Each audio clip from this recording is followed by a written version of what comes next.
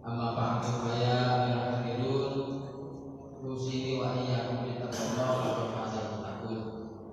Wa qala Allah ta'ala fi kitabil karim, a'udzu billahi minasyaitonir rajim.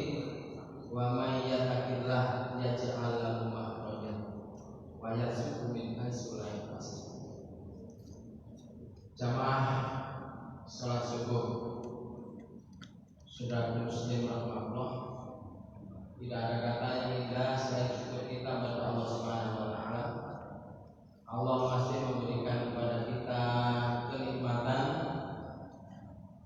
berupa kesehatan dan kesempatan, lebih-lebih berupa iman, sehingga kita bisa hadir dalam rangka mengabdi beribadah pada Allah salat subuh, dan kita lanjutkan dengan tafakkur fiddin.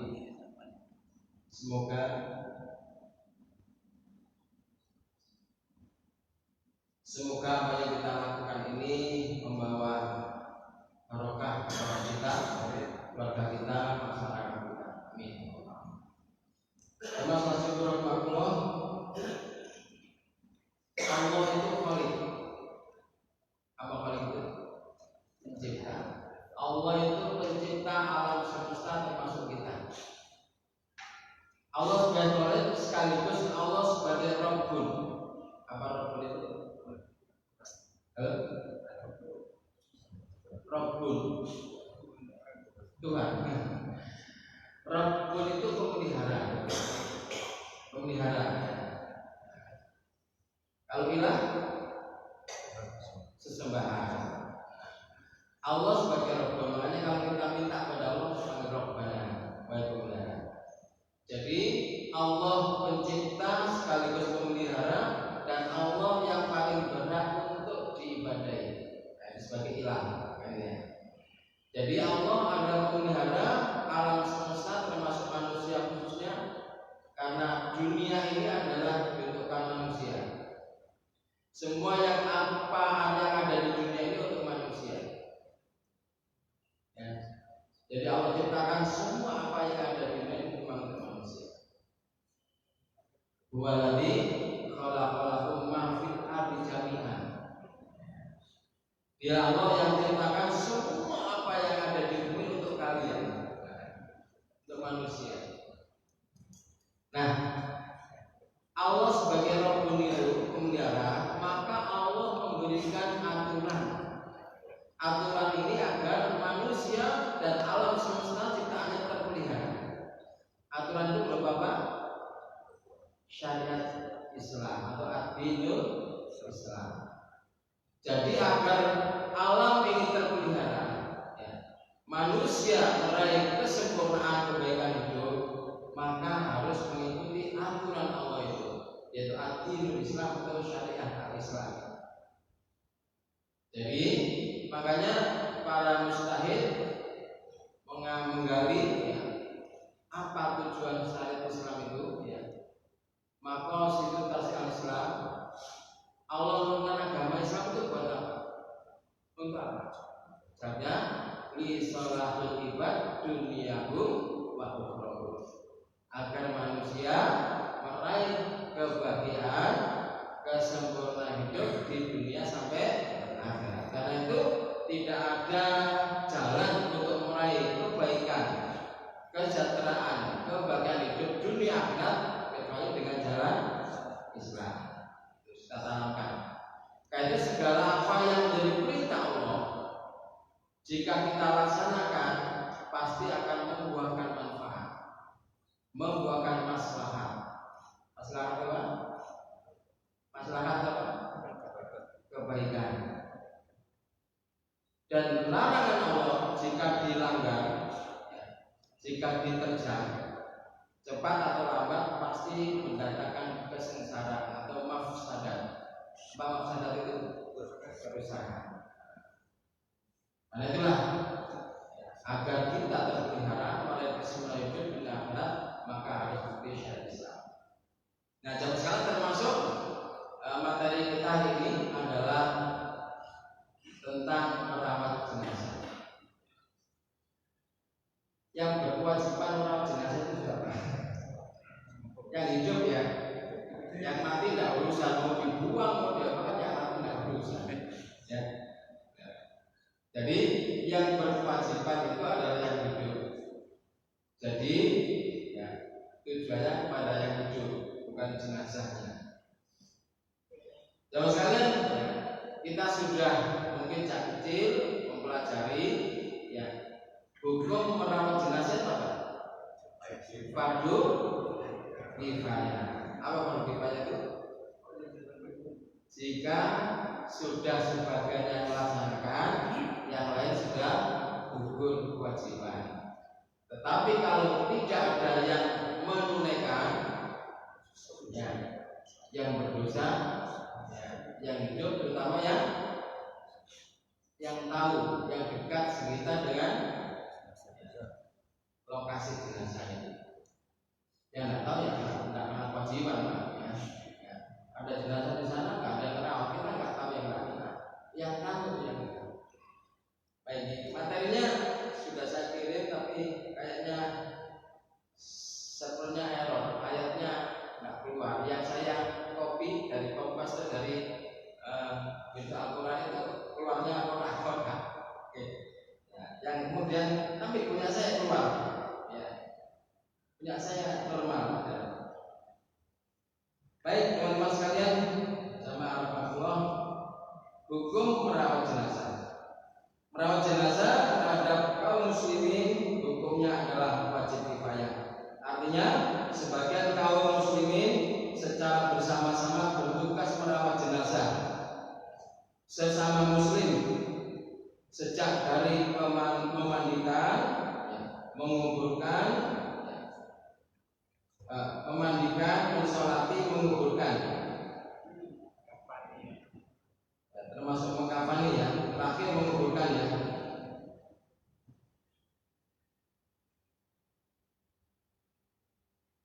Kewajiban ini adalah termasuk sarana ta'awun tolong menolong. Jadi dalamnya ada unsur ta'awun tolong menolong. Kenapa? Kalau jenazahnya mau diapakan aja, ya, gak urusan. Yang hidup yang tadi menolong. Termasuk materi ini sebenarnya tidak cukup kalau sampaikan hanya satu pertemuan. Ini sudah sampaikan itu sampai 4 kali pertemuan. Gak apa kita singkat saja, nanti yang gak paham ditanyakan. Perawatan sebelum kematian. Teman-teman, kalau ada saudara kita, keluarga kita yang sudah tanda-tanda kematian, maka perlu kita waspada, ya, kita waspada. Karena di sana ada kewajiban buat kita, ya.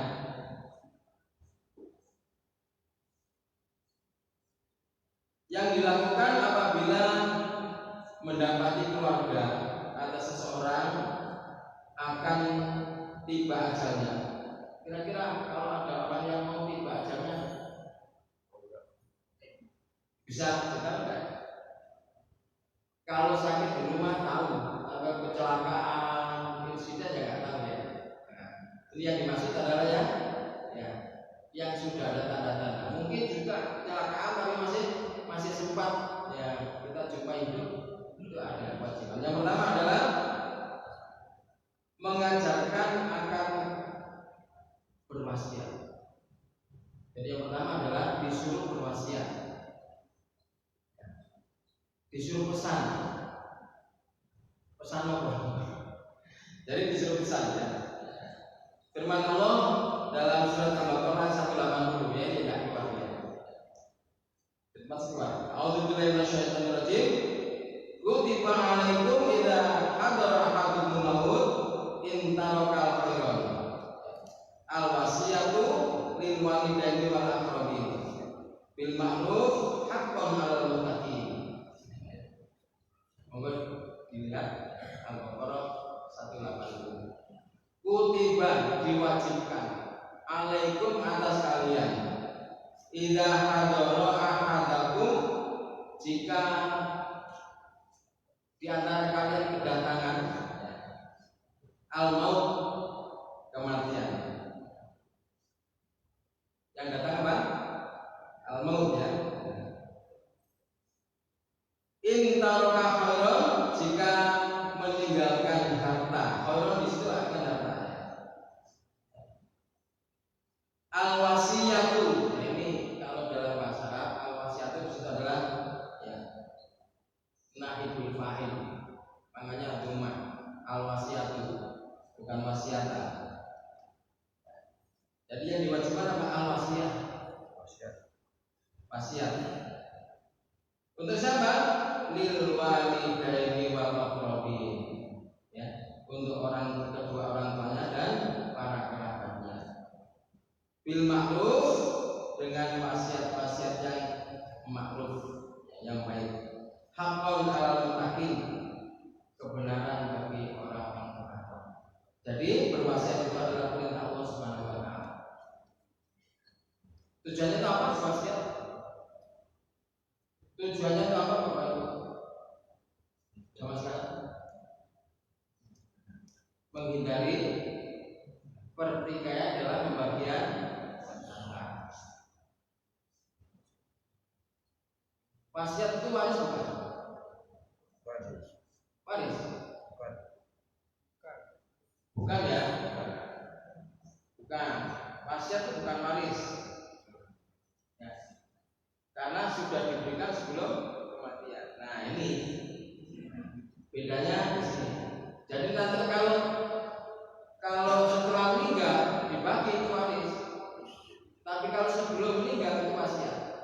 Nah gitu ya. Jadi wasiat adalah untuk menghindarkan pertikaian. Kali itu kerabat daripada ahli jenazah ini, ya, ahli mayit itu kalau sudah berwasiat sudah nggak bisa diikuti, karena harta itu sudah hak milik ya orang yang meninggal itu. Nah kalau tidak berwasiat itu berlaku waris, tapi kalau berwasiat tidak berlaku waris. Gitu ya, bedanya di sini. Jadi kalau ada seorang kaya raya sebelum mati dia bagi hartanya, ya sudah itu tidak perlu waris.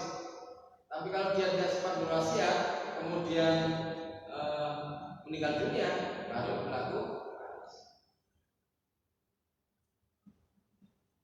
Namun yang kedua menalkinkan.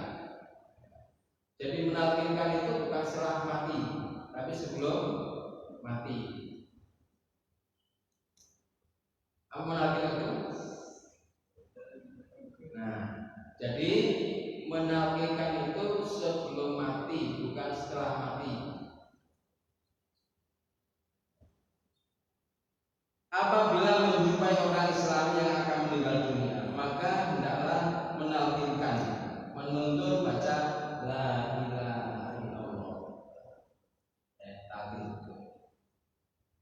Li hadis Abu Sa'id an-Nabi sallallahu alaihi wasallam qala lakinu mautakum la ilaha illallah. Rawahu jamaah illa Bukhari. Jadi perintah Rasulullah, jika mendapati orang yang maut itu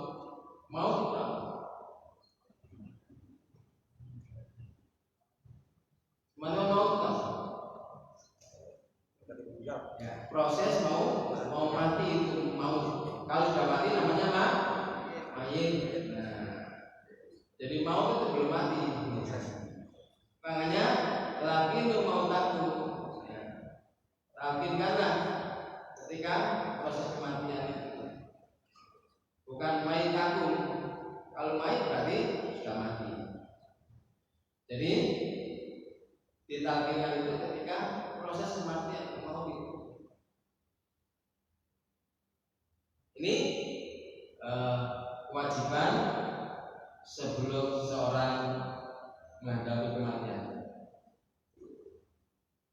Ketiga, sama sekalian menghadapi jenazah yang baru meninggal dunia. Menghadapi orang yang baru meninggal dunia adalah mengucapkan tarjih apa? Inna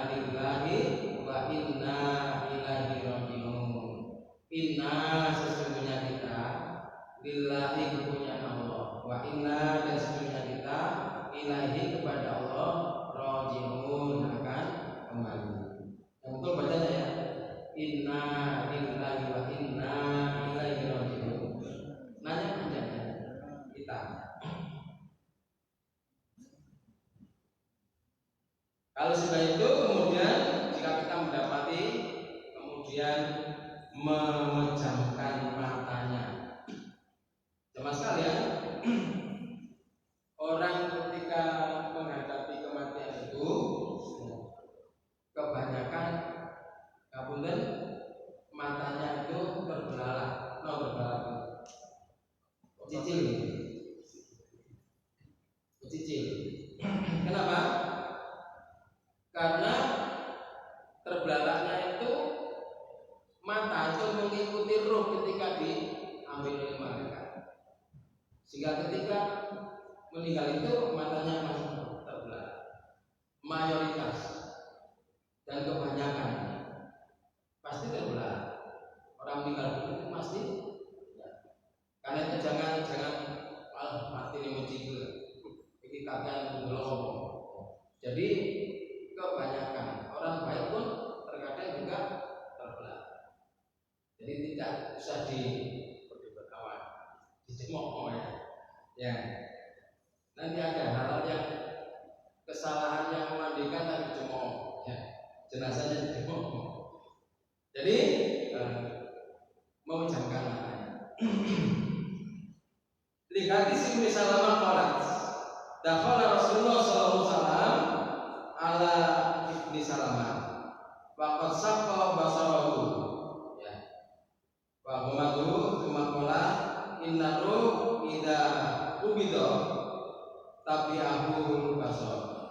Kata Rasulullah, jika roh itu dicabut maka pandangannya mengikuti ya, arah roh itu dicabut. Pada jelas kemudian orang-orang pada ribut min ahli dari kerabat-kerabatnya itu nombrung la tad'u 'ala anfusikum, jangan kamu mendoakan di antara kalian illa bi khair, kecuali kebaikan bagi si mayat.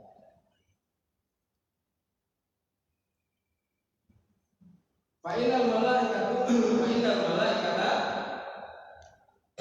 tu'manu 'ala ma taqulun, sesungguhnya malaikat itu mengamini apa yang kau ucapkan ketika kamu mengunjukkan orang yang mati.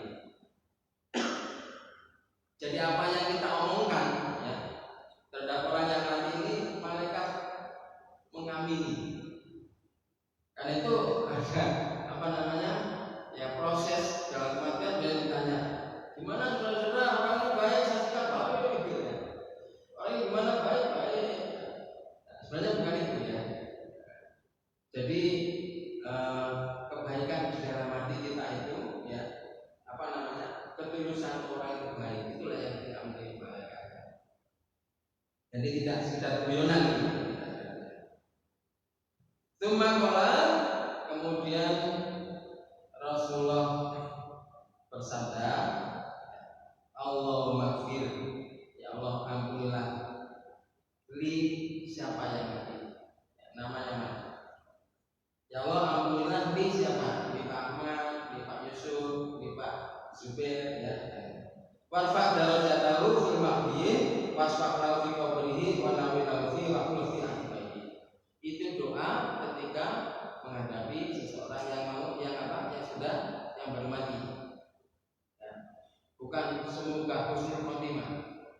Ini yang salah dan kaprah.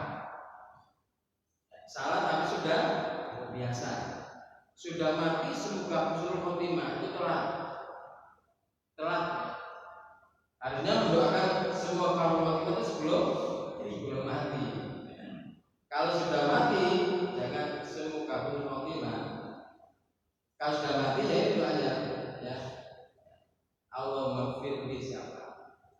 Allahumma firli Pak warfa darajatahu fil mahdi wasfa lahu fi qabri wa nawwir lahu fi wa qul fi akhihi.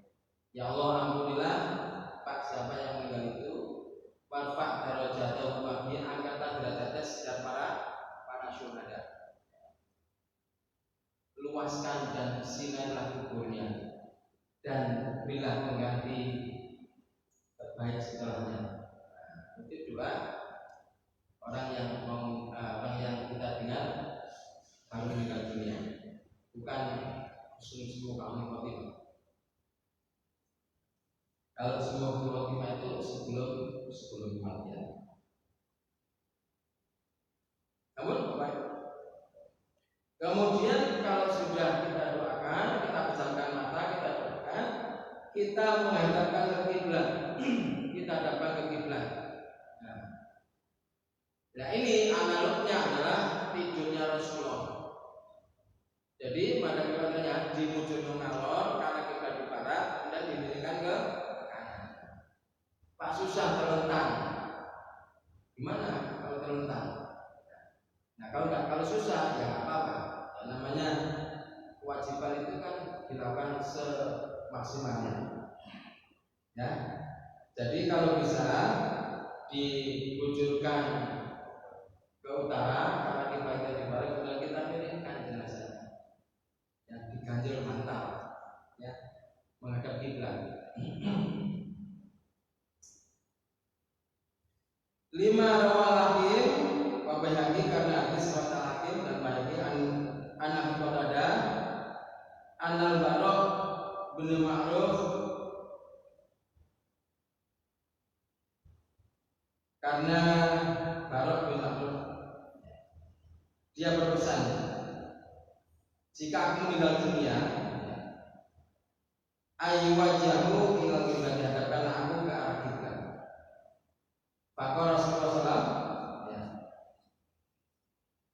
Asobal fitru, dia itu menepati fitrahnya. Jadi orang mati di hadapan kiblat itu menepati fitrahnya. Kata Rasulullah. Yang keempat, dilubungi dengan kain yang bagus, ya. Ditutup dengan kain yang bagus, ya. Kemudian mengabarkan kematiannya kepada kerabat, saudara, teman-temannya. Jadi kematian tidak boleh ditutupi, dikabarkan, ya. Kabarkan.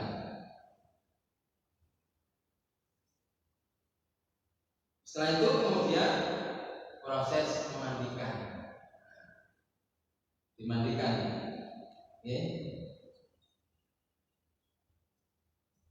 Teman-teman sekalian, cara memandikan jenazah itu banyak cara. Biasanya tokoh, kiai, ustaz itu punya cara sendiri-sendiri. Baik itu cara memandikan maupun mengkafani maupun membawa ke kubur, ya. Itu punya cara sendiri-sendiri. Selama tidak menyalahi Rasulullah, itu silakan saja, ya. Jadi yang saya sampaikan jika berbeda itu silakan. Contoh memandikan dengan daun bidara, ya kan? Memandikan daun bidara ini adalah syariat, ya. Jadi mesti ada daun bidara. Tapi diapakan daun bidara? Apakah diremut-remut, dijus, dibiarkan lembaran, terserah. Kenapa? Tidak ada contoh yang konkret bagaimana yang dimaksud dengan daun bidara itu, ya. Sehingga ada yang dibiarkan lembaran itu dari daun bidara dipretesi dari tangkinya langsung dimasukkan ke air. Ada yang diremut-remut, ada yang dijus. Sekarang selama ada daun bidara nggak masalah, mau di lembaran, dijus, diremut silakan, ya. Gitu. Ya nanti Pak ada yang dijus nggak apa-apa, ya, dilebutkan. Baik, pertama persediaan memandikan jenazah, ya. Yang perlu disediakan sebelum memandikan jenazah antara lain 1 dipan tempat untuk mandi ya. Nah, dipan. Sekarang sudah bagus ya buat alat mandi itu ya. Sudah dimodif, ya, kemudian air langsung ke got dikasih selang, ya, sudah bagus ya. Masa juga merancang seperti itu. Ya, pertama dulu sama merancang bagaimana memandikan biar ya, airnya tidak mendong di pam, tapi kita bikin ya, kayak itu, kemudian langsung bawahnya menuju ke got selang, jadi tidak becek di bawahnya. Kemudian bak berisi air murni, air mutlak ya. Kemudian bak kecil berisi air bercampur kapur barus ya. Kemudian bak kecil berisi air bercampur sabun dan daun bidara. Jadi kalau saya sabunnya daun bidaranya dicampur sama sabun. Kalau saya ada yang daun bidaranya dicampur dengan air bersih yang hitam itu. Kalau saya kita ada bak kecil isi air sabun, nah itu kita campur dengan daun bidara secara matang. Kalau saya ada yang sendiri di jus dicampurkan dengan air jitong. Ya. Jangan mandikan jenazah dengan digerocok selang ya. Jangan ya, semprot selangnya. Jangan ya. Misalkan diguyur lah ya dengan cibuk. Ya. Ada Pak. Tempat saya yang baru itu mandikan diguyur selang semprot. Apa Bu? Nanti juga tak bisa hitungannya gimana? Karena harus dengan ganjil. Kemudian sampo untuk mencuci rambut, sarung tangan karet agar aman, ya, sarung tangan karet agar aman. Kemudian kapas untuk membersihkan tempat-tempat yang apa namanya sensitif seperti ya, leher, telinga, kemudian jubul, ya, itu pakai kapas ya. Kain basahan untuk menutup aurat, jadi tidak dibiarkan telanjang, tapi bikin kain basahan untuk aurat. Hanya dipotongkan dari sisa kain kafan ya. Sisakan kain kafan itu untuk menutup aurat. Kemudian handuk untuk mengusap setelah dimandikan ya. Kemudian sisir untuk menyisir rambut. Jadi jenazah itu perlu disisir ya. Pak, apakah biar tampan, biar cantik? Tidak perlu Rasulullah. Kain jarit untuk menutup setelah dimandikan, tidak harus jarit ya, hanya kain yang bagus. Kemudian gagang dan sirih untuk menyuti sela-sela kuku. Jadi daun sirih itu untuk menyuti kotoran di sela kuku, bukan yang lain. Dan mana paling bagus ya, daun sirih gagangnya itu. Kalau pakai rumput teki yang besar-besar itu gak enak ya. Beda, saya perhatikan coba kenapa orang-orang dulu biasa enak dengan pakai gagangnya daun sirih. Kalau pakai tusuk gigi terus penuh.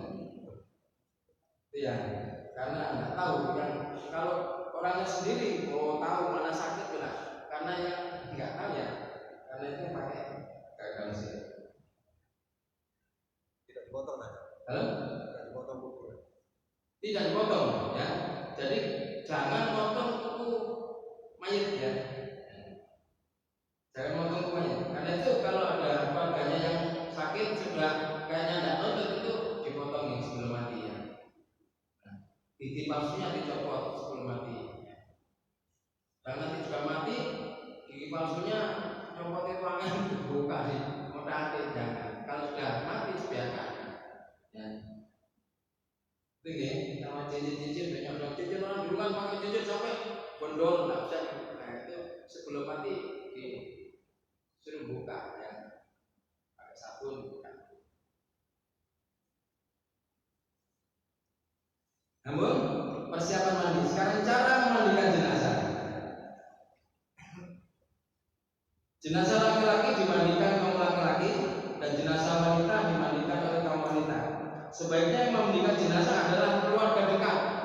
Ya. Keluarga dekat. sebaiknya. Ya. Jadi kalau ada keluarganya, tawari keluarganya dulu, jangan terus nonton. Nah, jadi keluarganya tawari, ayo mandikan suruh ya. Kalau enggak bisa diajarin ya, ayo mandikan saya cari gitu ya, jangan mandikan sendiri. Baiklah, teman-teman, kita harus bisa mandikan jenazah. Tujuan ini ya, biar tidak mandikan orang lain. Sebaiknya yang mandikan jenazah adalah keluarga dekat, ya. Sehingga suami memandikan istri, istri memandikan suami, anak mandikan orang tuanya, orang tua mandikan anaknya. Itu yang paling benar, ya. Bukan Pak Mudin. Ya. Pak Mudin boleh kalau kerabatnya tidak bisa mandikan. Dan sebaiknya kalau saya kerabatnya yang boten sakit Pak, wis rambutan tak panggil bukan Joko, nah, atau panggil dari tabir ya. Jenazah diletakkan di tempat yang tinggi dan tertutup ketika mandikannya. Ya. Boleh dimandikan di kamar mandi ya, boleh. Yang kamar mandinya bagus ya, ya bersih, ya, yang tidak bahaya, yang tidak licin maksudnya, silakan dimandikan di kamar mandi. Ya, boleh, tidak harus di rombongan itu dipakai. Boleh di kamar mandinya. Sekarang kan zaman bagus-bagus, kamar mandinya luas, boleh dimandikan di kamar mandi. Ya. Pakaian mayat hendaknya diganti dengan pakaian basahan, umpamanya sarung atau kain lainnya. Ya, tidak dibiarkan telanjang. Dibersihkan terlebih dahulu bagian tubuh yang kotor seperti dubur, kemaluan, mulut, hidung, telinga dan lain-lain. Jadi dibersihkan dulu duburnya, kemaluannya, ya, mulut, telinga, ya, tengkuk-tengkuknya yang dulunya dibersihkan dulu. Setelah bersih dari kotoran-kotoran itu baru dimandikan syar'i. Baru dimandikan syar'i. Jadi ada pramandi. Ya. Pramandi. Setelah bersih, ya, jenazah dimandikan dengan cara satu, menyiram jenazah mulai dari anggota badan sebelah kanan serta anggota wudhu. Nah, ya, disiram. Ya, dari atas ke bawah, ya. Anggota badan sebelah kanan dan anggota wudhu dulu. Ya. Berarti apa? Anggota wudhu, apa?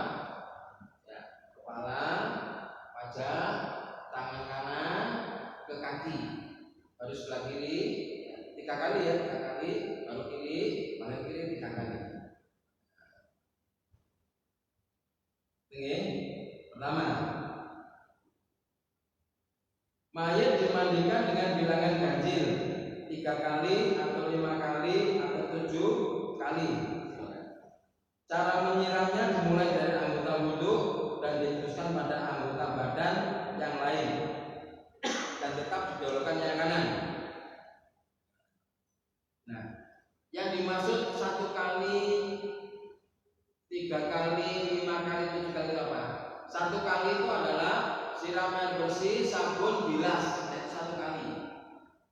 Ya. Siram, sabun, bilas itu satu kali. Berarti 3 kali itu sabun, ya apa? Siram, sabun, bilas, ya, sabun lagi, bilas lagi, sabun lagi, bilas lagi itu 3 kali. Oke.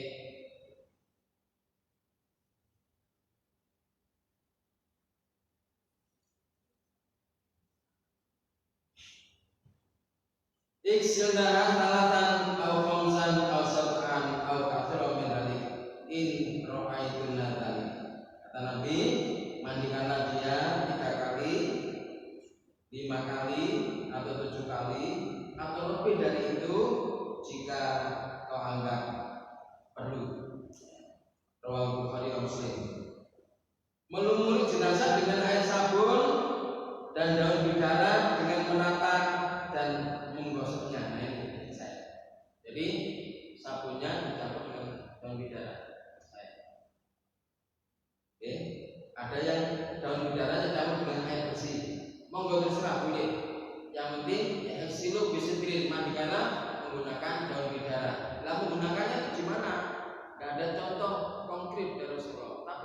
ada kaulinya seperti itu. Sabda Rasulullah kauliya, berarti harus ada. Tapi di mana? Tergantung kita. Berbeda-beda Ustaznya. Membilasnya dengan air bersih dan pada siraman terakhir ya, air dicampur dengan kapur barus. Dari paling akhir ya, air bercampur kapur barus disiramkan. Oke.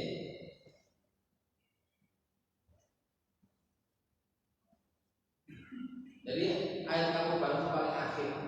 Jadi Bapak Ibu yang sering salah tempat itu ya, kapur barus ditaburkan di kafan. Bukan itu. Yang benar itu kapur barusnya dipakai mandi terakhir, siraman terakhir, bukan ditaburkan di kafan.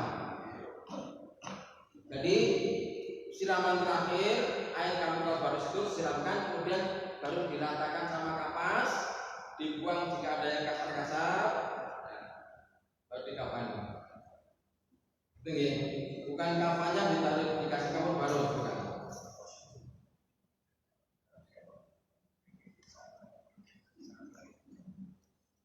Selesai mandikan, jenazah diselubungi dengan kain pengering, diandui ya, dipukul-pukul.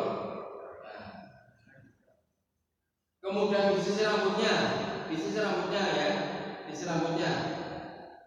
Dan jika jenazah perempuan, rambutnya dipintal 3, dikunci 3 ya.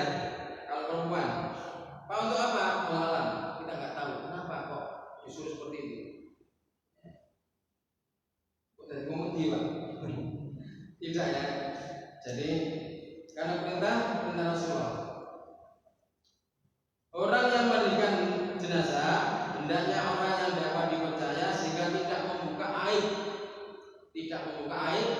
jenazah.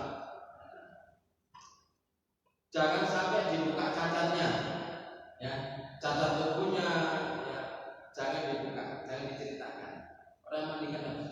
Karena itu kalau yang mandikan itu kerabatnya sendiri aman. Kalau orang lain, ya itu nanti takutnya membuka aib pribadinya, tubuhnya.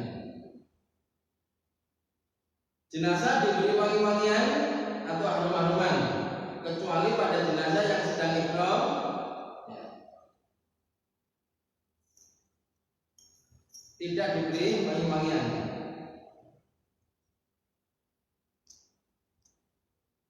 Memberi wangi-wangian pada jenazah hendaknya juga dengan bilangan ganjil. Hadis riwayat Bukhari, Hakim dan Ibnu Hibban. Adapun orang yang meninggal karena mati syahid, misalnya gugur dalam peperangan melawan orang kafir yang amal Islam itu, maka jenazahnya tidak perlu dimandikan dan tidak perlu diberi wangi-wangian.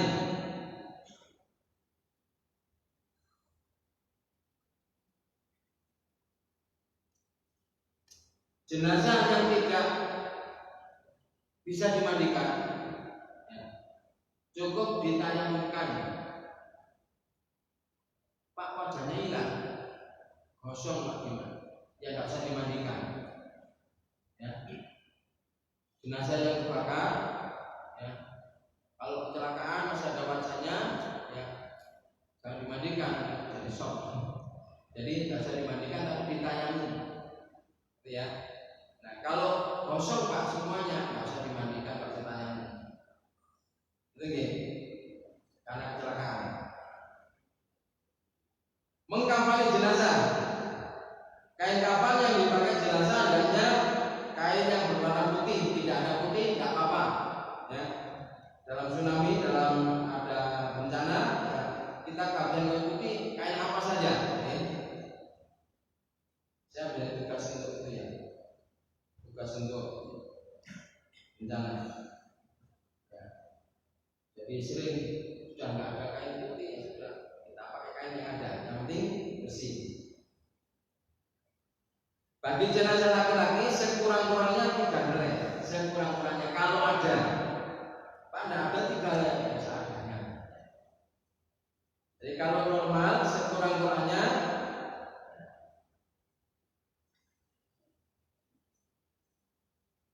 3 helai. bisa menutup seluruh bagian tubuh. Oke. Dan untuk perempuan 5 helai. Jadi kalau laki-laki 3 helai, perempuan ditambah 2 helai. Ya. 2 helai itu adalah kerudung, baju kurung termasuk bagian dari baju kurung, kemudian kain basahan. Ya. Jadi tambah jari, ditambah baju kurung. Kerudung termasuk bagian dari baju. Gitu ya. Jadi 5 helai, 3 helai ditambah jari dan baju termasuk kerudung. Gitu ya. Perempuan. Habis waktunya. Sampai jam berapa? Sampai jam? Suruh ada suruh.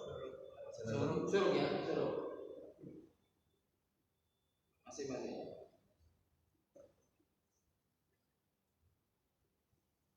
Ampun. Jenazah perempuan dikafani oleh orang-orang perempuan, jenazah laki-laki dikafani oleh kaum laki-laki. Kan itu ibu-ibu perlu diajari ini. Ibu-ibu, ya, Bapak Ibu, ya, tolong. Ya. Jadi istrinya diajari. Sampun mengkafani sekarang menyolatkan jenazah. Sebelum dilakukan sholat, sebaiknya diselesaikan terlebih dulu hutang piutang. Bapak Ibu, sebelum sholat dikabarkan dulu hutang piutangnya disaur, ya. Jangan mau berangkat ke kubur, keliru. Ya. Jadi sebelum sholat, biar sholatnya diterima oleh Allah. Jadi sebelum sholat, para takzim, sebelum kita sholatkan jenazah, saya wakil keluarga ada sampaikan. Pertama, jika almarhumah ini punya khilaf, mohon dimaafkan. Dan jika ada sangkut paut utang piutang, maka ahli waris siap untuk membayarnya, sehingga hutang almarhum ini lunas. Monggo nanti selesai pemakaman bisa menghubungi kerabat ahli waris di rumah atau kapan saja. Sehingga Pak, dengan ucapan ahli waris ini berarti sudah tidak punya hutang, walaupun belum cash, gitu, tapi sudah ada akad mengalihkan hutangnya. Oke. Baru kemudian sholat. Kata Rasulullah, ya, jenazah ini, ya, arwahnya masih diawang-awang sampai dilunasi hutangnya. Ada sahabat Rasulullah meninggal dunia, kemudian Rasul tidak mau sholat karena Rasul tahu dia punya hutang. Akhirnya, ya, beliau bukan saya nanggung Rasul hutangnya. Jadi yang nanggung hutang tidak mesti kerabat, sahabatnya boleh. Sahabatnya boleh. Ini sahabat, bukan kerabatnya, tapi sahabatnya. Jadi baru kemudian disolatkan. Ya. Sholat disiapkan tempatnya boleh di masjid, boleh di rumah. Jika yang jenazahnya itu perempuan, imamnya di arah lambung. Jika jenazahnya laki-laki, imamnya di arah kepala. Kemudian shaf disusun 3 shaf. Selain imam, kemudian 3 shaf. Shaf ganjil. Kalau tidak cukup 3 ya 1. Kalau 3 masih ada 5, gitu ya. Termasuk perempuan dihitung ya. Kalau ada yang mau ikut, perempuan dihitung shaf, ya. Gitu ya. Jadi laki 2, perempuan 1 boleh, ya. Ya.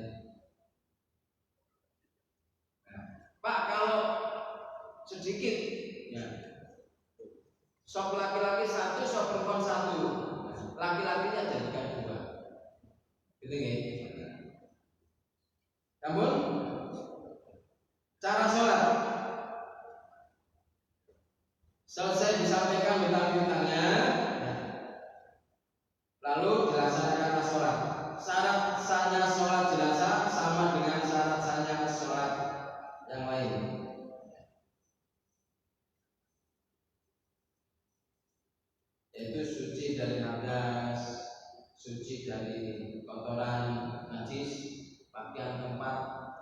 dan lebih utama dilakukan di masjid ya.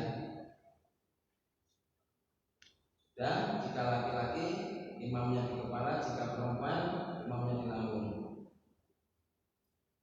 Kaifiyah sholat jenazah tata caranya. Ya. Pertama adalah tadi sholatnya dibentuk ganjil, kemudian takbiratul ihram, Allahu Akbar, rafa yadain dengan mengangkat kedua tangan, kemudian baca Al-Fatihah. Al-Fatihah. Kemudian baca sholawat. Ada yang Al-Fatihah, takbir, sholawat. Boleh.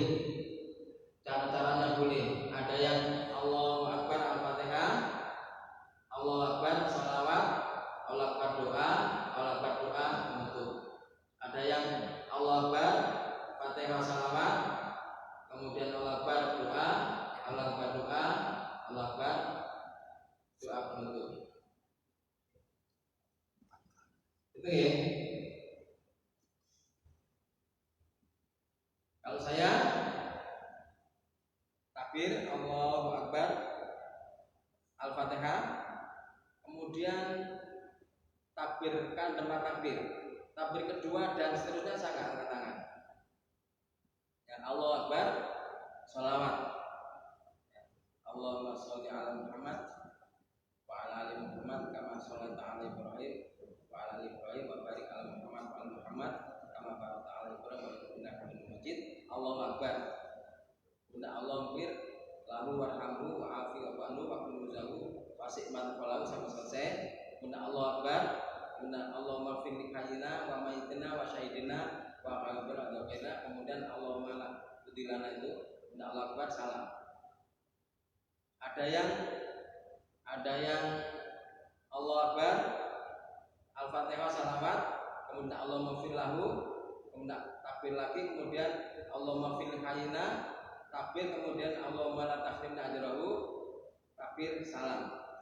Monggo, semuanya ada tuntunan. Semua ada tuntunan.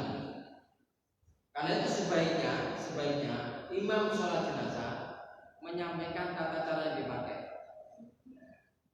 Jadi sebelum saya ngimami, saya sampaikan tata cara sholat kita.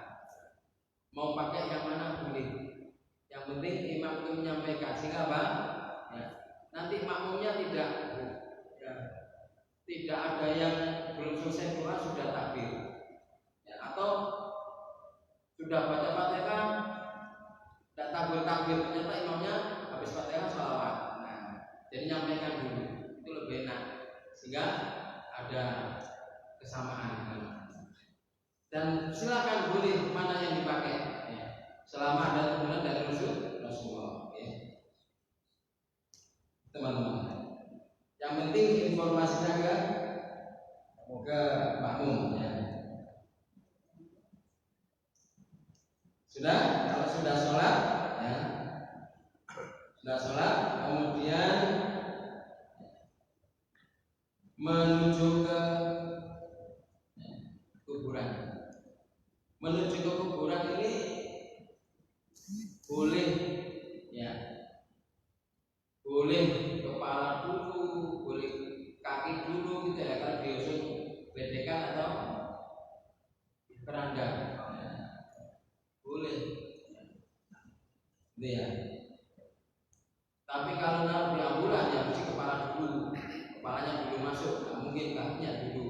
Itu kalau di ambulan, ya. Tapi kalau di keranda, di kereta bedekan itu boleh kepalanya dulu, boleh kakinya dulu. Saya pernah ya diprotes ketika di ground, ya, saya bilang kepalanya dulu ya di depan. Ada Pak mosok wong Ustaz mosok wong lagu itu udah sisik siklisik, ya wis gak apa-apa, terserah kepala dulu kakinya dulu. Ya. Orang jalan kan kakinya dulu Ustaz. Ya enggak apa-apa. Jadi tidak ada tuntunan cara membawa posisi jenazah, kepalanya dulu apa kakinya dulu, ya. Yang ada itu para pengiring itu ada boleh di itu ada. Jadi iringlah jenazah di depan, di belakang, di samping boleh ya. Jadi tidak harus depan sini jenazah tidak harus, boleh mengiringnya dulu di depan boleh ya. Dan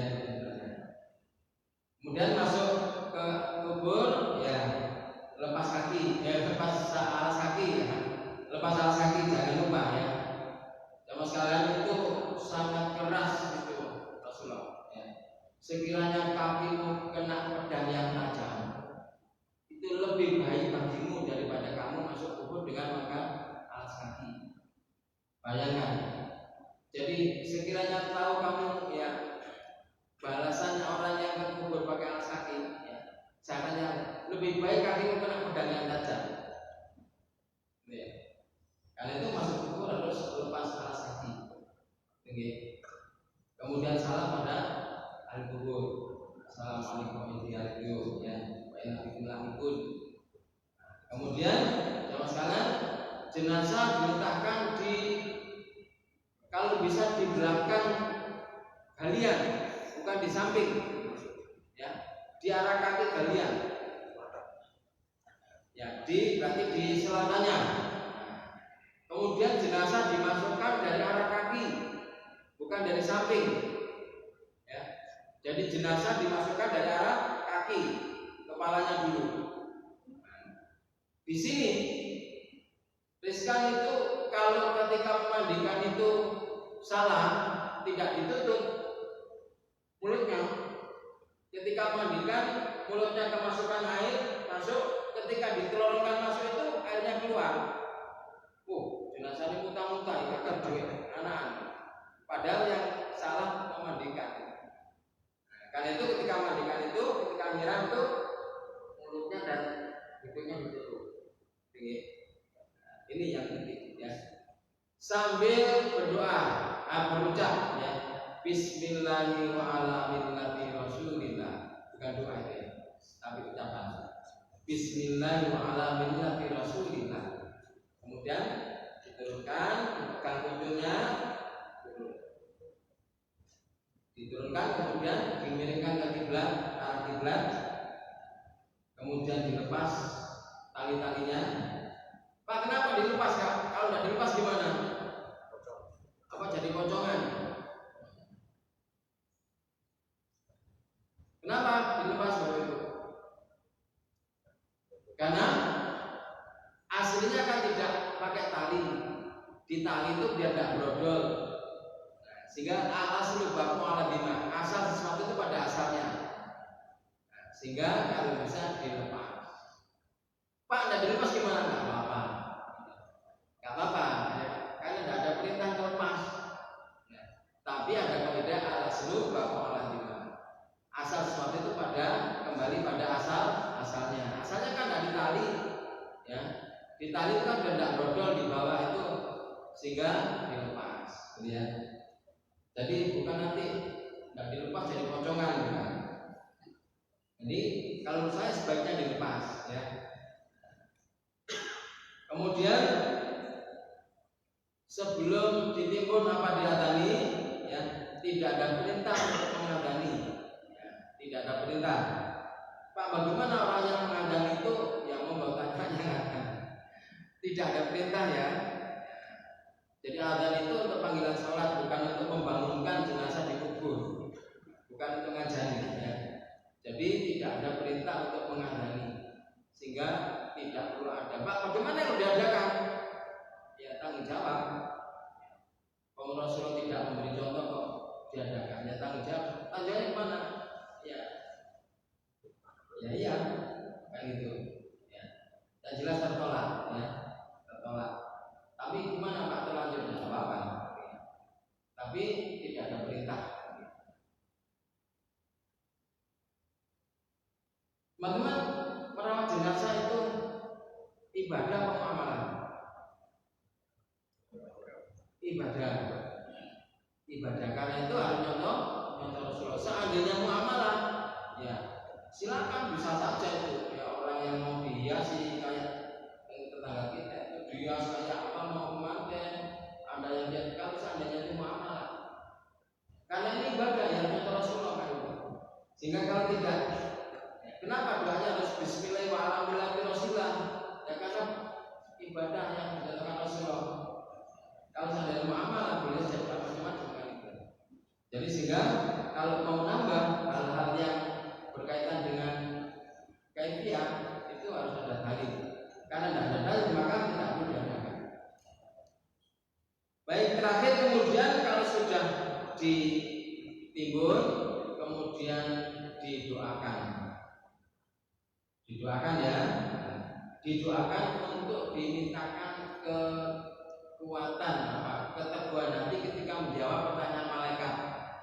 Jadi kata Rasulullah, nanti kalau sudah berziarah ini Pak Matahin pulang, itu dia dibangunkan oleh malaikat ditanya. Makanya doanya adalah Allahumma tsabbit biqaulis tsabit, Allahumma tsabbithu biqaulis tsabit, Allahumma tsabbithu biqaulis tsabit. Ya Allah, tegaskanlah ketika dia menjawab pertanyaan malaikat. Itu doanya. Bersendiri-sendiri.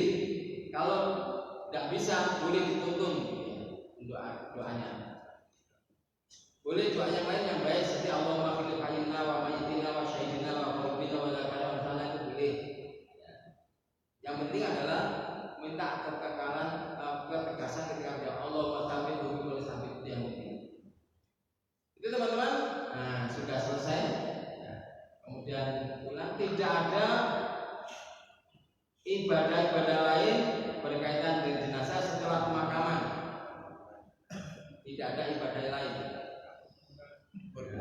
Kalau mau yang lain-lain, ya berarti bukan ibadah itu. Duh, monggo. Karena waktunya sangat berkurang. Ini dulu. Pra mandi. Tadi kan informasinya tidak boleh pakai selang. Apakah itu bisa kita gunakan selang untuk pra mandi? Bukan waktu pas mandinya. Jadi waktu ini kan supaya kita membersihkan lebih enak gunakan selang. Waktu pra mandi. Boleh tidak? Sama sekalian. Kedua masih setelah dimandikan bersih dalam itu keluar ternyata di dalam si mayat itu ada kotoran lagi. Itu bagaimana itu? Terima kasih. Jadi gini, di samping syariat ada etika. Ya. Jadi etika itu kalau dipakai selang itu tidak etik menurut saya. Ya, tidak etik. Umum semua selang. Jadi ya nggak apa sebenarnya nggak apa-apa, nggak ada larangan. Kan tidak perlu dihitung kan mandi syariahnya. Ya. Tapi etika. Kalau menurut saya kok tidak etik Pak. Kalau menurut saya, tapi ada larangan ya, boleh. Jadi selangnya pelan-pelan, kuncurnya pelan-pelan boleh nggak apa-apa, ya, nggak apa-apa boleh. Ya asalkan tidak nyala etik ya, jangan semprot jumbo gitu nanti keluarganya marah-marah. Kemudian Pak sudah dimandikan ternyata ada kotoran yang keluar. Nah karena itu harus berhati-hati ketika sebelum memandikan saat itu, ketika musim sholat perut ditekan, tapi jangan teman-teman sampai yang tidak harusnya keluar dari keluar. Jadi orang meninggal dunia itu adalah mengeluarkan pertama adalah sperma. Sperma itu mesti keluar. Karena apa? Ketika orang rohnya ditaruh malaikat sakit itu ngedernya itu mesti diiring dengan sperma. Lebih-lebih kalau orang itu bunuh diri, apa namanya? Bedah. Itu mesti. Kemudian keluar ngedernya itu keluar dari duburnya kotoran. Ada kotoran yang keluar, ada kotoran yang tidak sempat keluar. Nah, yang tidak sempat keluar itulah dikeluarkan. Nah itu pakai kaos atau tadi school head tadi apa namanya? Kaos tangan karet itu gunanya untuk ini mengeluarkan kotoran yang di dubur itu. Nah ini harus kerabatnya. Kalau orang lain sudah masuk ke apa namanya? Visi. Ya. Karena harus kerabatnya dikeluarkan. Ditekan perutnya, diangkat sedikit, jadi jenazahnya diangkat sedikit, kemudian itu sehingga ini tertekan keluar dia. Nah itu dibersihkan pakai selang boleh atau digambil boleh ya. Pakai selang digambil boleh. Nah itu tujuannya ya. Jadi jangan sampai nanti setelah bersih kemudian keluar, Pak sudah bersih Pak, tapi ternyata masih keluar, ya keluar. Jangan dimandikan lagi, cukup dibersihkan aja kotorannya. Ya, cukup dibersihkan, nggak usah dimandikan lagi. Ya. Kalau yang keluar itu bukan kotoran dari dubur, misalnya keluar darah dari telinga, dari hidung, biasanya orang yang meninggalnya karena pecah sarafnya, karena hipertensi itu mesti keluar dari telinga itu darah dari hidung, mesti itu ya, mesti keluar. Nah itu cukup tadi itu kapas, dibutuh dengan kapas. Jadi kapas itu digunakan menyumbat tempat-tempat yang itu, bukan wajahnya ditutup kapas, kemudian kepalanya di kapas, lututnya sela-sela jari-jari kapas, itu tidak perlu. Ya jadi kapas itu untuk menyumbat yang keluar jika itu tidak keluar ya. Telinga, hidung. Orang yang mati karena apa namanya stroke itu sudah tinggi cahayanya itu mesti keluar dari telinga, dari hidung. Itu cukup disumbat sama kapas saja. Pak sudah dikafani keluar ya, biar saja tidak apa-apa. Jangan diganti kafan, tidak perlu diganti kafan. Nanti kayak pegang. Ustaz, jika kita kesulitan untuk mendapatkan daun bidara saat mau memandikan jenazah, kadang di lingkungan masyarakat kita itu kan diganti dengan daun kelor. Ya, itu bagaimana? Kedua, tradisi yang ada di masyarakat itu kalau kita bicara tradisi, pada saat memandikan jenazah itu kan ada yang dipangku, 3 orang mangku, kaki, tengah, sama kepala. Nah itu ada yang dipangku, ada yang tidak. Itu bagaimana? Baik, yang pertama kalau tidak ada daun bidara, tidak ada penggantinya. Jadi tidak ada penggantinya. Ya nggak usah diganti dengan daun kelor. Ya, nggak perlu. Sayur. Ya, daun kelor itu biasanya digunakan oleh tradisi Jawa itu untuk mengeluarkan susu. Ya, tradisi. Nah, tradisi. Jadi susu itu bukan susu KB ya, susu magic itu dikepiok dengan daun kelor itu keluar dia. Nah tahu itu penghapusannya jin atau jadi tidak perlu tambah daun kelor ya. Karena itu teman-teman, saya pertama kali nyampaikan pelatihan di sini, kalau bisa tiap-tiap rumah itu ya kalau ada halaman nanturlah daun kelor. Daun bidara. Daun bidara. Oh ya Allah sorry. Nanturlah daun bidara. Kalau daun kelor untuk saya. Nanti daun bidara ya. Iya. Dan saya itu mengaku ya, bukan karena saya bisnis, tapi saya akhirnya di rumah buka ya. Dan saya ambil sampai 500 pohon. Saya ambil dari Arab langsung bijinya. Jadi daun bidara Arab. Bedanya daun bidara dengan Jawa itu kalau dari Arab itu agak bulat-bulat. Tapi nggak harus dari Arab. Boleh daun bidara yang tidak. Ya. Jadi ya saya ambil saya dedek bijinya itu ambil yang kadang saya jual 50. Sekarang sudah banyak saya lihat di rumahnya Pak Rudi itu ada daun bidara. Jadi sebaiknya nanamlah. Dan dulu teman-teman sekalian, pendahulu kita di kuburan itu mesti dikasih tanaman daun bidara dulu. Coba dengan lihat kuburan-kuburan yang lama, ya itu mesti ada daun bidara, ada daun bidara. Itu ya mungkin sudah hafal itu, sehingga nanti ketika sambil mengantarkan apa ke kubur orang-orang yang itu pulangnya nanti daun bidara. Jadi kalau bisa nanam. Dan sekarang sudah banyak. Kalau terpaksa tidak ada, berarti tidak ada penggantinya. Kedua, memandikan baik itu di dipan atau di meja, di pangku itu teknis, tidak ada tuntunan yang pasti. Boleh, ya boleh. Nah, itu bukan sebuah ibadah harus di dipan, harus pakai daun pisang bantalnya. Tidak harus ya. Dulu kan itu di dipan, pohon pisang ya, tidak harus. Oh di pangku boleh. Tidak. berjebak untuk ganjilnya boleh ya. Sekarang pakai apa dikasih dibuntel spon itu enak. Dan secukupnya ini jangan terlalu banyak juga jangan terlalu sedikit. Secukupnya itu ya. Nah, 2 genggam lah. 2 genggam. 2 genggam. Jadi tidak itu ngeleng, tapi 2 genggam lah. Kalau nggak mungkin ya 2 tangkai, bukan tangkai ini tapi tangkai ranting, 2 ranting cukup. Tidak ada hitungan, secukupnya. Kemudian Pak gunanya apa daun bidara itu? Kita tidak tahu teman-teman. Tidak tahu buat apa Rasulullah kok nyuruh daun bidara. Padahal saat itu sudah ada kapur barus tadi itu digunakan siraman terakhir. Ada tumbuhan-tumbuhan lain selain daun bidara. Kok nyuruh daun bidara? Kau lalang. Kita nggak tahu yang pasti ada manfaatnya nggak tahu kita. Nggak tahu. Kalau kamu baru tahu ya, kamu baru apa? Tidak cepat teruleng. Apa namanya? Dagingnya, jenazahnya itu. Kalau daun bidara nggak tahu. Tapi madu terbaik itu jika pun bisa bunganya daun bidara. Madu terbaik.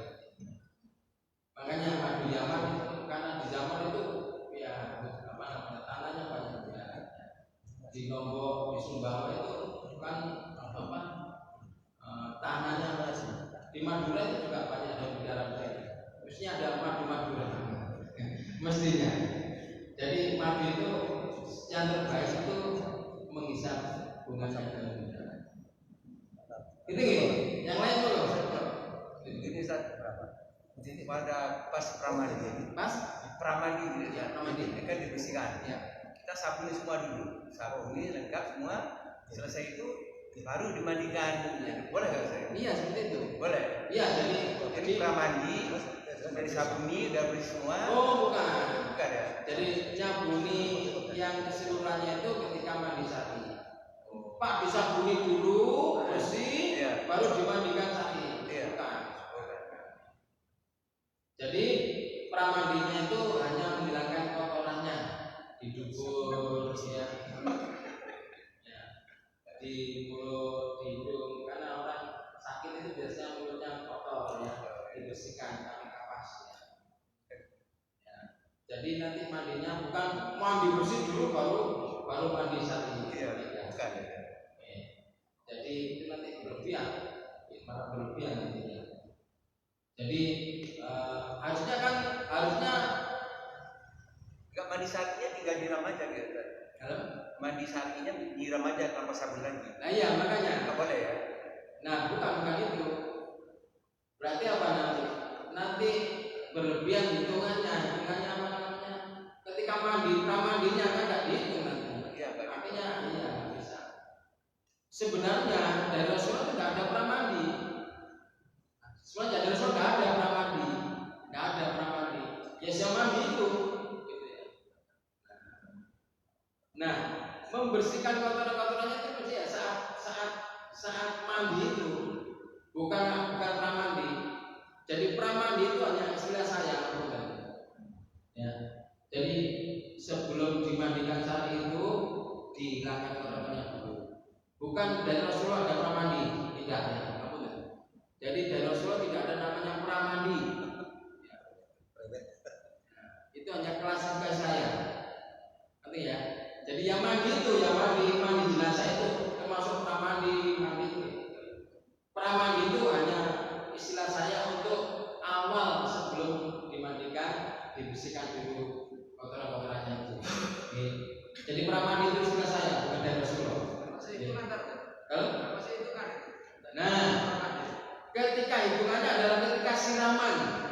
Makanya ketika siraman itu baru dihitung. Ketika membersihkan kotoran itu belum dihitung. Ya, belum dihitung. Jadi dibersihkan sampai bersih dulu. Berapa hitungannya terserah. Ya.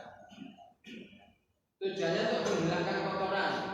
Ya, di dubur,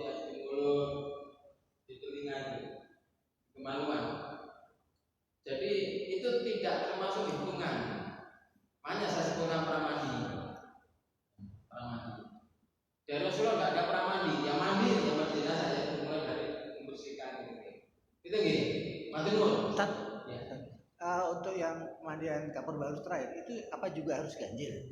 Iya. Harus ganjil. Hilangkan air kapur barus tetap ganjil. Kemudian yang kedua saya tanyakan, sekarang kan sudah ada gigil palsu yang permanen, dalam arti kata ditanam. Apa juga harus dicabut atau gimana?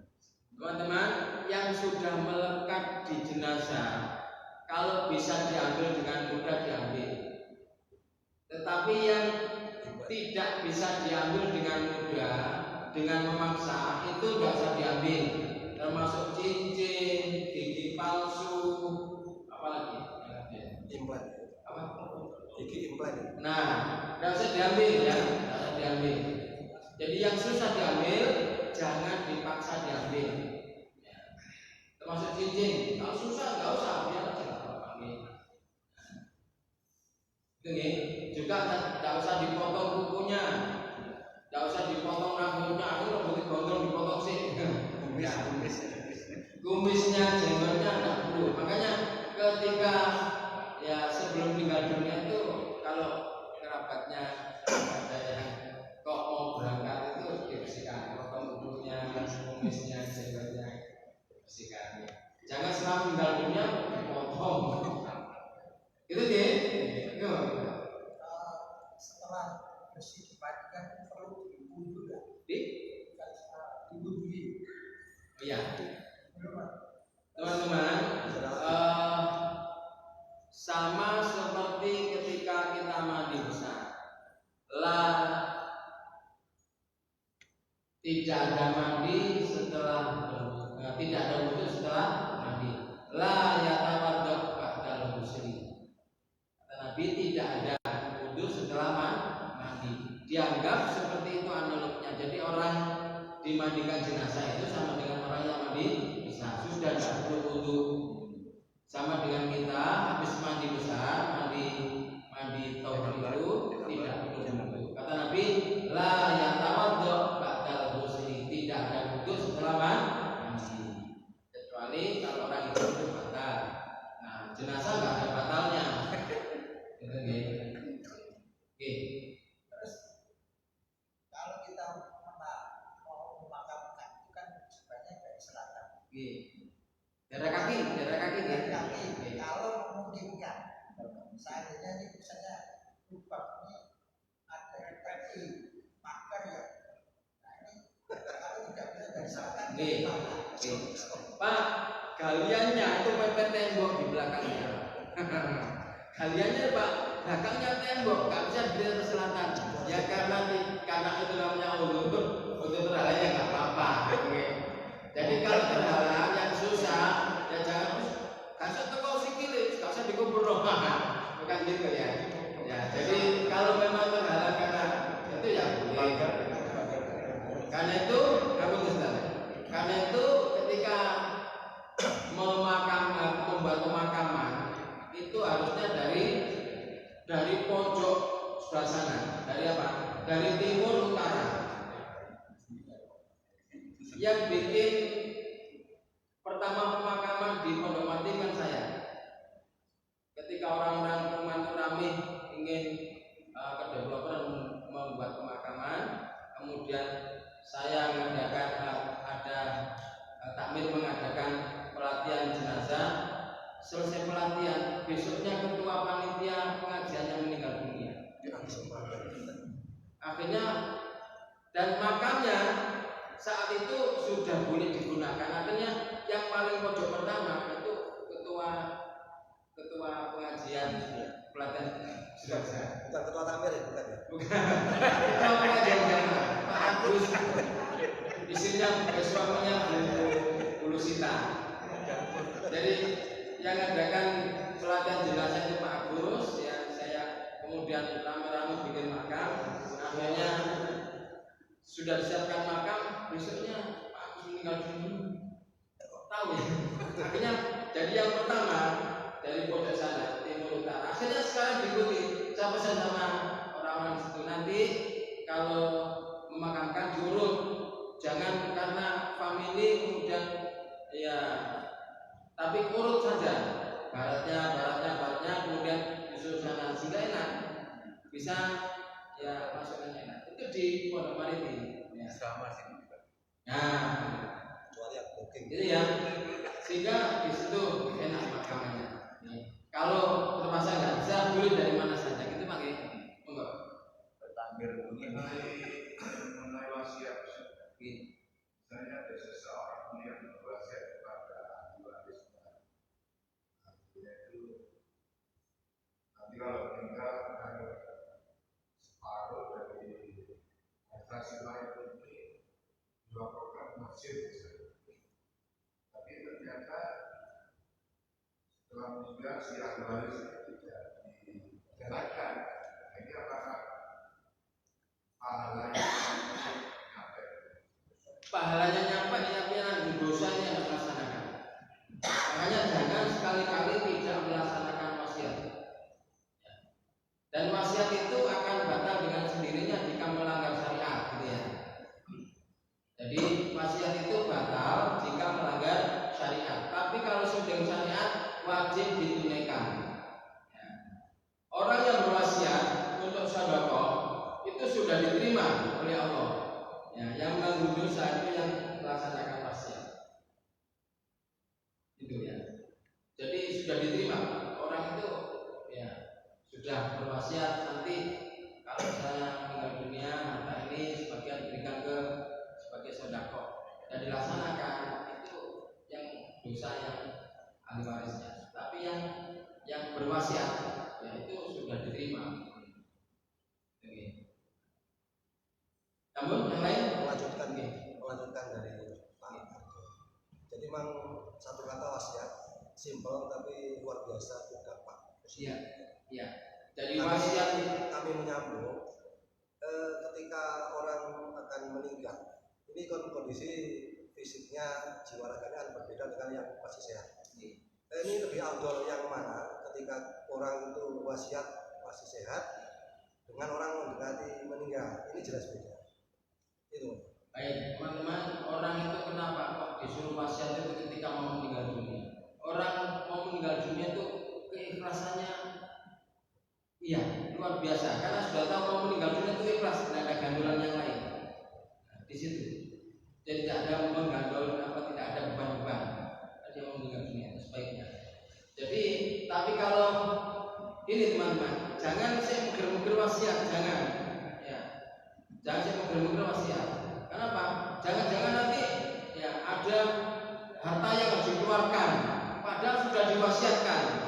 Nah, jadi jangan bagi harta dulu ya sebelum kalau ya saya mengger-mengger.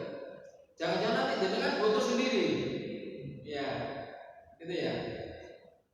Khawatirnya itu nanti narik wasiat nanti. Ya. Jadi jangan berwasiat sepanjang jenengan masih butuh, kemudian wasiatnya dihabiskan itu sana. Itu tidak boleh. Ya. Jangan nanti butuh, gitu ya. Oke. Jenazahnya sudah selesai disolati, doakan lagi. Dulu Pak, yang sudah salati Doakan lagi. doakan. Ya. Pas kalian mendoakan sesama muslim ya, termasuk setelah disolati itu boleh. Kapan saja kita mendoakan sama muslim itu boleh. Allahumma firil muslimin wal muslimat, itu boleh. Jadi kapan saja kita mendoakan ya, baik yang sudah mati itu boleh. Mendoakan ya. Jadi mendoakan saudara kita yang sudah mati lama pun boleh. Ya nggak boleh itu berpahala, transfer pahala. Ya. Kalau pahala itu bisa transfer, dosa bisa transfer. Jadi yang boleh itu mendoakan. Jadi yang berhak memberikan, mengkabulkan itu Allah. Tapi kalau minta pahala ini saya tunjukkan ke sana, nggak bisa. Jadi dengan saya berbuat doanya, pahalanya saya berikan ke teman saya, nggak bisa. Tapi mendoakan bisa. Ya. Transfer pahala nggak bisa, tapi mendoakan bisa. Ya. Anak saya infak sedekah ini untuk bapak saya nggak bisa, tapi mendoakan bapaknya bisa, gitu ya. Mendoakan bapaknya bisa, tapi bersedekah untuk atas nama bapaknya nggak bisa. Tapi ini riskan sekali kalau sampaikan di luar pesawat uang, karena di sana itu bahkan bacaan ini ya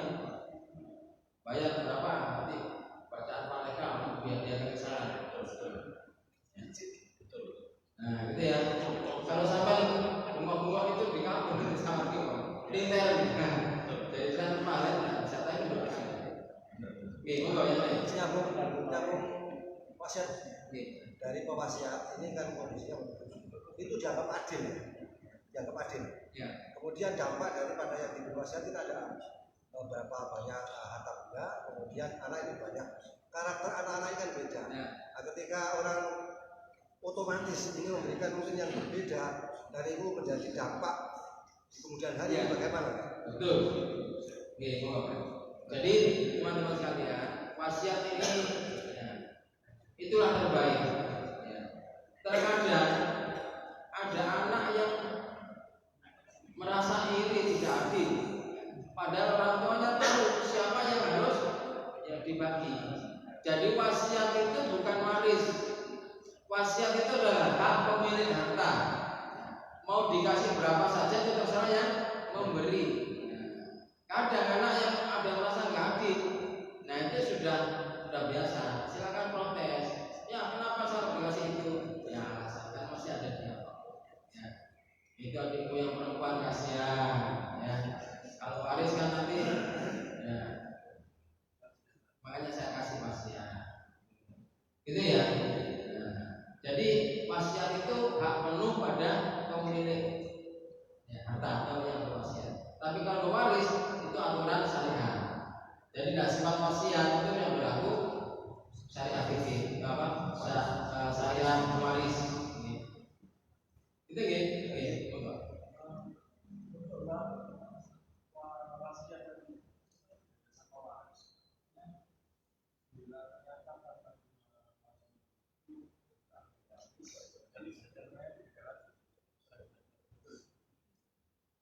Gini, ada memang la wasiat lil waris, tidak ada wasiat bagi waris, tapi hibah ada.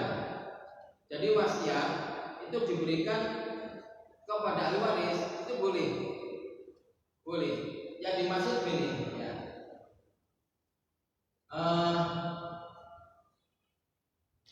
Orang yang mau meninggal dunia kemudian berwasiat kepada ahli warisnya, kemudian ditunaikan setelah pembagian waris, kemudian dibagi wasiatnya, itu yang dimaksud enggak boleh. Jadi selama dia itu masih hidup berwasiat kepada anak-anaknya itu boleh. Boleh. Memang ada namanya la wasiata li waris. Tidak ada wasiat bagi ahli waris, gitu ya. Nah itu di mana yang dimaksud, Pak?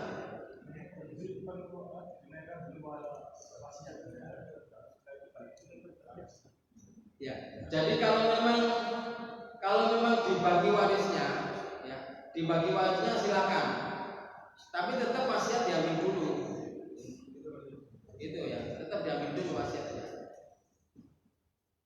Jadi pembagiannya diambil dulu wasiatnya baru diwariskan. Itu nggih.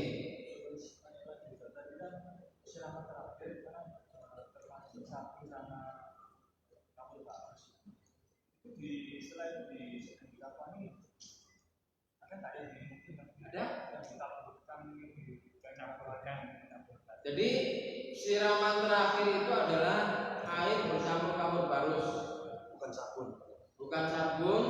bukan kalau di tradisional itu ada ini apa? Bubuk cendana macam-macam itu tidak ada.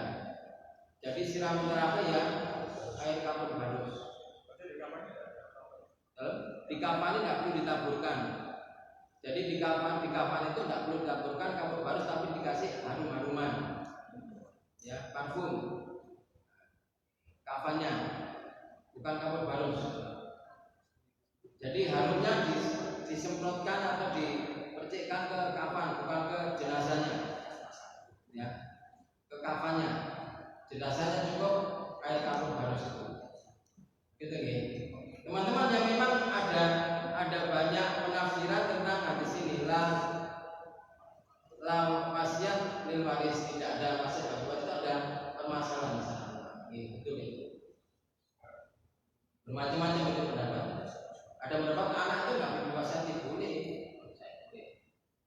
namanya hibah. Ya. Itu nggih hibah. Bedanya hibah dengan wasiat gimana? Kalau hibah itu diberikan saat itu, ini ya. Sudah ini saya bagikan ini, dan nunggu mati. Tapi kalau waris dibaginya setelah mati. Dibaginya setelah mati, tapi bukan waris. Itu nggih. Bedanya hibah dengan wasiat di situ. Jadi sebelum mati tidak boleh dibagi ini waris. Tapi kalau hibah dibagi sebelum mati. Bedanya di situ. Wasiat tadi waris. Nah, sekarang wasiat dengan waris. Kalau wasiat itu sesuai dengan ketentuan yang diberikan oleh pewasiat. Kalau waris ditentukan oleh syariat. Ya. Gitu ya. Halo? Oh, itu yang sodako, bukan wasiat. Sodako.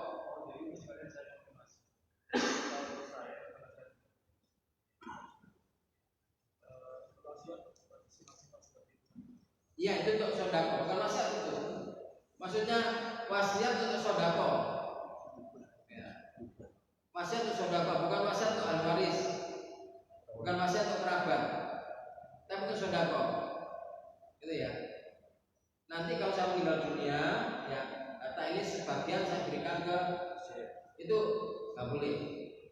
Maksimal ditentukan tadi berapa? Sepertiga. Kata Rasulullah, jangan kau banyak-banyak sedekahkan wasiatmu itu karena ahli warismu pun butuh ya, bagian. Ini ya. Jadi kalau memang itu wasiatnya kok separuh, wajib ditunaikan ya sesuai dengan syariat. Itu guys. Yang wajib ditunaikan yang maksimal ya. Maksimal syariat ya. Tidak maksimal menurut apalagi diberikan semuanya. Nanti kalau saya meninggal dunia, harta ini saya berikan semuanya, itu tidak boleh.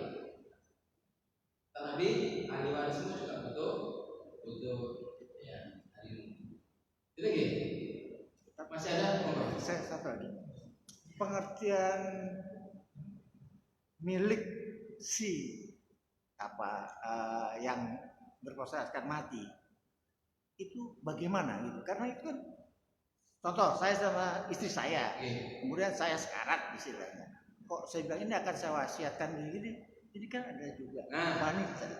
Nah, ini kan jadi gimana ya, harta yang mana yang bisa saya bagikan? Sekalian ya, yang diwasiatkan itu harta pribadi, bukan harta bersama. Kalau harta bersama nggak bisa.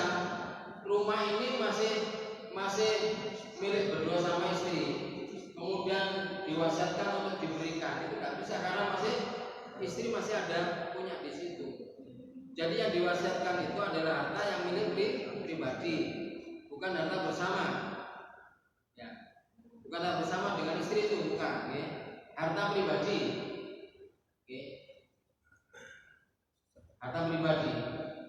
Tidak mungkin punyanya istri kok diberikan diwasiatkan. Jadi harta pribadi betul Bang. Hati-hati ya. Makanya saya tanyakan seperti itu. Karena apa?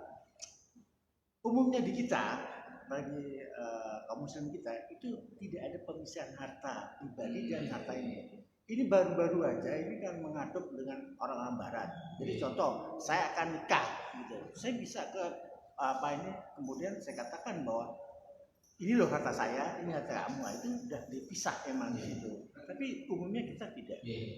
Jadi harta itu harta pribadi atau bersama-sama. Jadi yang diwasiatkan harta pribadi, bukan harta bersama. Pas sekarang ini teman-teman sudah banyak yang undur diri gimana? Cukup ya? Cukup.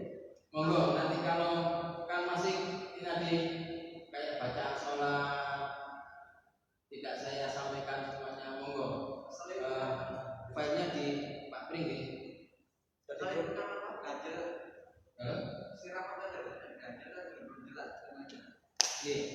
Jadi siramannya ganjil seperti kita wudhu. Jadi kita siram bagian kanan ganjil 3 kali, nah, kemudian kiri 3 kali. Itu kan lengkap gitu ya. Kalau airnya kurang kan juga kan. Airnya. Tambah. Nah, makanya ketika siraman pertama itu, jadi airnya harus cukup. Ya. Yang besar. Ya, harus cukup ya. Jangan kemudian ambil sedikit. Cukup. Makanya ini. Apa gitu? Ya. Masa mungkin ya selesai anggota apa? Untuk kaki kanan atau kiri itu satu. Kan nyiramnya kan tidak harus merata. Nanti kalau meratakan waktunya pun sama bilas. Jadi itu siraman pertama. 1, 2, 3 siram saja. Baru meratakannya dengan sabun. Kan itu. Bukan siraman itu kemudian harus kita ratakan. Jadi kita meratakannya adalah ketika menyabuni. Jadi nyiram itu ketika siraman yang nyiram saja, tidak membersihkan. Meratakan membersihkan nanti ketika nyabun sama membilasi. Halo?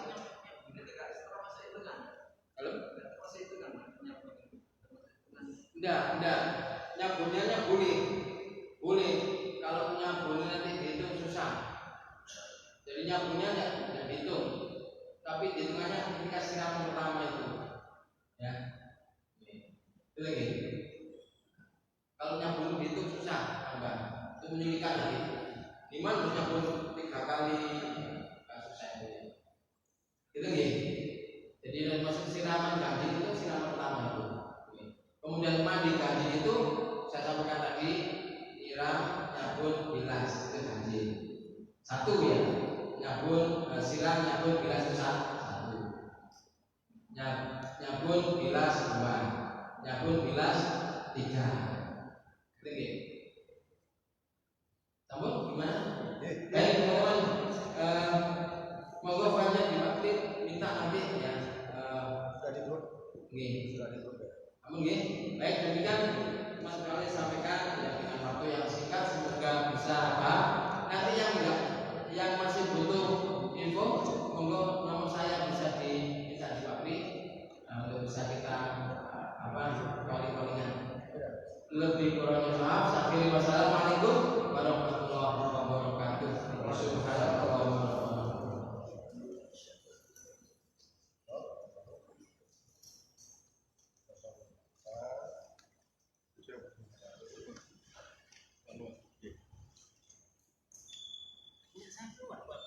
Yes.